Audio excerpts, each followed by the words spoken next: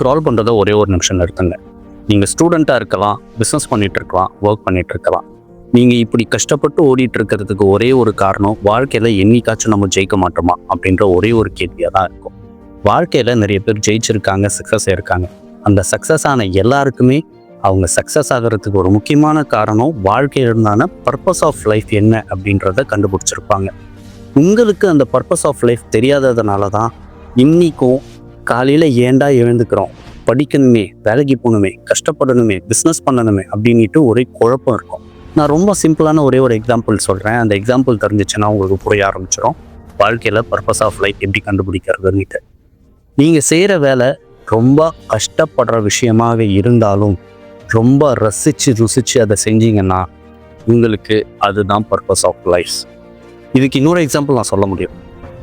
எவ்வளோ கஷ்டப்படுற குடும்பத்தில் இருந்து கலெக்டராக இருக்காங்க, டாக்டராக இருக்காங்க, பெரிய லைஃப்பில் இன்ஜினியராக இருக்காங்க, நிறைய இடத்துல பிளேஸ்மெண்ட்டாக இருக்காங்க அப்படின்ட்டு நம்ம நியூஸில் நிறையா கேள்விப்போம். இவங்க எல்லாருமே அவங்க செய்கிற விஷயத்தை கஷ்டப்பட்டு, விருப்பப்பட்டு, ஆசைப்பட்டு செஞ்சதுனால தான் இந்த நிலைமைக்கு வந்திருக்காங்க. அப்போது அதுதான் நம்மளுக்கு உண்டான பதில். நம்ம பிஸ்னஸ் செய்யலாம், வேலை செய்யலாம், ஸ்டூடெண்ட்டாக இருக்கலாம், என்னவோ வேணா இருக்கலாம். ஆனால் அந்த செய்கிற வேலையை விருப்பப்பட்டு, சந்தோஷப்பட்டு, அழகாக செஞ்சோம்னா கண்டிப்பாக நம்மளுக்கு சக்ஸஸ் தான். இன்னொரு விஷயமும் சொல்கிறேன். வாழ்க்கையில் ஒரு ஹஸ்பண்டை இழந்த மனைவியோ, மனைவியை இழந்த ஹஸ்பண்டோ கண்டிப்பாக அவங்க குழந்தைக்காக நான் உயிர் வாழணும், வாழ்க்கையில் மேலும் மேலும் முன்னேறணும் அப்படின்னு நினைப்பாங்க, சாதிச்சு காட்டுவாங்க. அப்போது அதுதான் நம்மளோட எக்ஸாம்பிள். நம்ம வாழ்க்கையில் சாதிக்கணும் அப்படின்னு நினச்சா அதுக்கு ஒரு பர்பஸ் தேவை. அந்த பர்பஸ் எதுவாக வேணா இருக்கலாம். நம்ம நல்ல மனுஷனாக இருக்கணும்னு நினச்சா அதுவும் பர்பஸ் ஆஃப் லைஃப் தான்.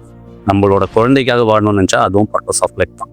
ஸோ பர்பஸ் ஆஃப் லைஃபை என்னன்றதை டிஃபைன் பண்ணுங்கள், கண்டுபிடிங்க, அமைதியாக கண்டுபிடிங்க, ஓடாதீங்க. ஓடனா தான் சக்ஸஸ் ஆக முடியும் அப்படின்னா கண்டிப்பாக சக்ஸஸ் ஆக முடியாது. ஓடாமல் அமைதியாக இருந்து எதுக்காக ஓடுறோம், எதுக்காக இதை சாதிக்கணும், எதுக்காக வீடு வாங்கணும், எதுக்காக கார் வாங்கணும், அந்த எதுக்காக அப்படின்றது தான் நம்மளோட பர்பஸ் ஆஃப் லைஃப். தேங்க்யூ.